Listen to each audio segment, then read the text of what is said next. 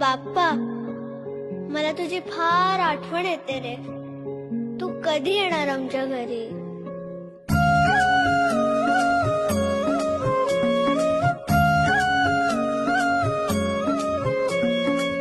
देवा तुझ्याच साठी उघडून दार, वाट पाहून झाली फार.